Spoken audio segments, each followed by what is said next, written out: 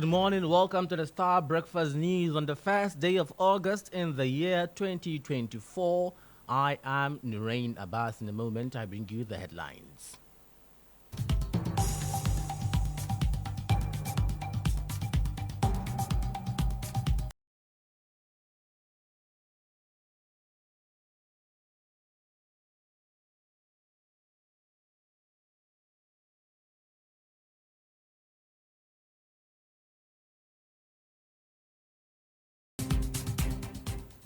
And coming up this morning, Ghana Chamber for Construction Industry questions source of funds for assemblies in maintaining and effectively using equipment deployed under the District Road Improvement Program.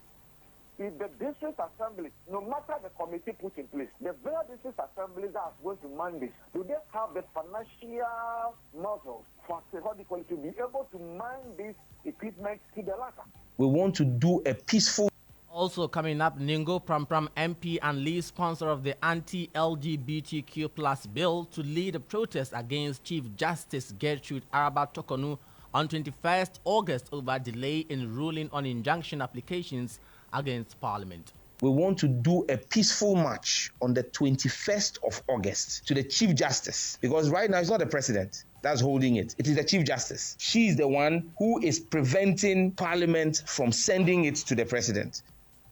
And later in the bulletin, petitioners in Starr election case head to Court of Appeal following dismissal of their petition by the High Court in Ho.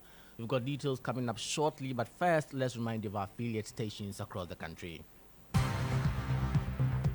Starr News is coming to you live on Ultimate 106.9 FM in Kumasi, Empire 102.7 FM in Takrady, Zeps 95.9 FM in Zebila, Nissim 100.1 FM in Lamshao, My Star Radio in the USA, also live on Facebook on Starr 103.5 FM and on starfm.com.gh around the world. This is Starr 103.5 FM, Starr News. Informed, in depth, in touch. Many thanks to you for choosing Starr News. Now it begins this morning. The Ghana Chamber for Construction Industry is questioning the source of funds for assemblies in maintaining and effectively using equipment deployed under the District Road Improvement Program. It follows the launch of the program yesterday by President Akufo-Addo to empower MMDAs to improve road networks in their various jurisdictions. Speaking to Starr News on the development, CEO of the Ghana Chamber for Construction Industry, Emmanuel Cherry, wondered where the MMDAs, I beg your pardon, will find funds to operationalize the equipment. If the district assembly, no matter the committee put in place, the very district assemblies that are going to man this, do they have the financial muscle for to be able to man this equipment to the latter? Because fuel alone, go to the various MMDAs, they are owing so many, pumps, fuel filling stations, a lot of amount of money that they have not been able to pay. All of them are hinting it will draw the draw out from district common assembly common fund, which is not coming. As we speak today, there is a arrears in that. So if government is going to go the same length, then in fact, we are not going to see anything good out of this. The best thing for us to do is to put this into a national plan pool so that contractors that will be given the various jobs to go rent them, use them, and then at least the service aspect will be, and the government can get the money to pay back wherever you are taking this from. If not so, I'm telling you, if government is to man this himself, then we are not going to see anything good out of this. You heard the CEO of the Ghana Chamber for Construction Industry, Emmanuel Cherry. On his part, President of the Chamber of Local Governors, Dr. Richard Fiaduma, noted the equipment will become white elephants and will be misused because assemblies don't have the manpower and financial wherewithal to operationalize them.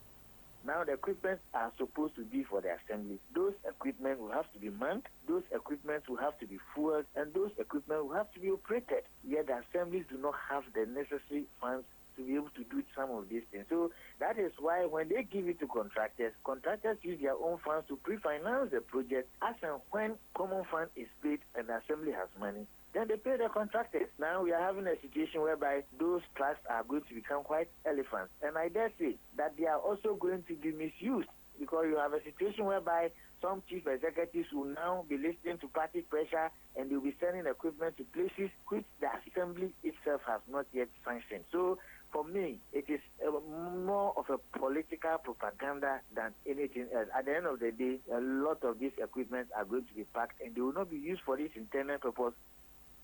Richard Fiadumo is president of the Chamber of Local Governance.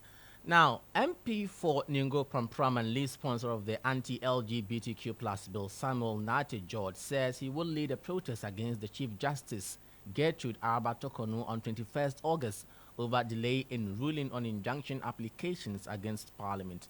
The Supreme Court in July deferred its ruling on the injunction application in the transmission of the anti-LGBTQ plus bill to the President until the substantive case is determined.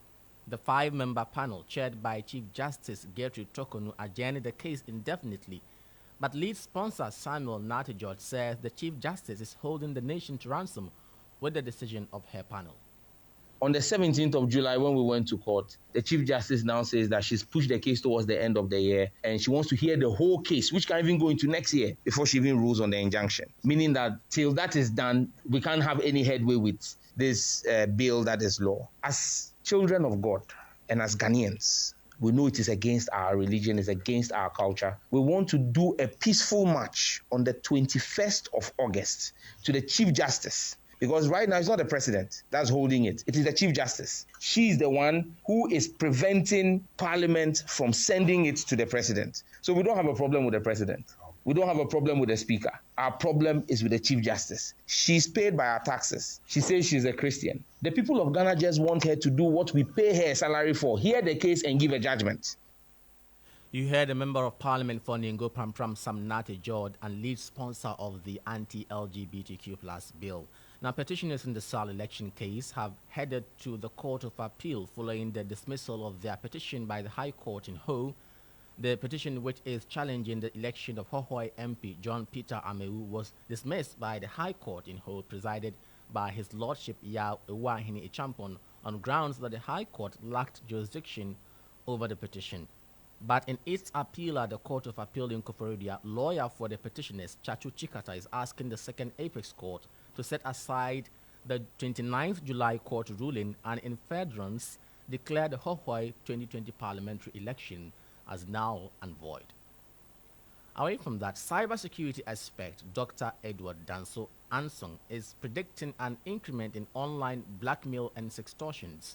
This follows the revelation by the Cybersecurity Authority that the country recorded 226 cases between January and June, with 141 reports filed between March and June alone. The 226 cases recorded so far this year have resulted in a loss of 112,209 cedis. The authority is urging the public to be wary of quickly progressing online relationships, especially those leading to requests for intimate content. But speaking to Starr News on this development, cybersecurity expert Dr. Edward Danso Ansong attributed the rise to increasing number of people between 18 and 21 years exposed to social media without any guidance. That the cases are even more than what we have received so far in terms of the statistics, because the numbers have shot up because more and more people are becoming aware of where to report to, because some years back, not many people knew what to do and how to go about it and so on. So as it stands now, I can even confidently say, that the cases are even more than what has been put out by the CSA, that's the Cybersecurity Authority. Then it's even more worrying than we are thinking. Of course, because then I must say that the numbers are even going to go up, because now look at how kids are now being introduced to, mobile devices. If we talk about the GES, the curriculum and all their assignments, the creation of emails and so on. But in all of this, these curriculum does not contain anything that has to do with online safety or child online protection. I know that the Ministry of Communications, together with the CSA, has made several attempts to, involve second cycle, students from second cycle institutions and all of that in some of these forums. But I must say that in as much as, the population of people who go online, people who use digital devices, social media, and so on, are on the ascendancy. You heard cybersecurity expert Dr. Edward Danso Anson. Now, head of computer emergency response team at the Cybersecurity Authority, Stephen Kujo Seshi, has also been speaking to Star News on the matter. And then from there, I would say the manipulation starts. So they get you to share some nude photos or participate in a nude video call. And then once that is recorded without your knowledge, you have a problem. So immediately someone will call back and say, okay, we have this content on you. You got to pay us so and so amount of money or we are going to release it. So it's just something that exploits our human nature. If an attractive lady contacts a guy, pretty much, depending on how the conversation is going, can easily head towards intimate conversations. And these people are quite skilled at this. This is what they do. So it's how they are attracting so many people, and people are falling victim. So you had head of computer emergency response team at the Cybersecurity Authority, Stephen Kujo Seshi, speaking to my colleague Joshua Kojo Mensah.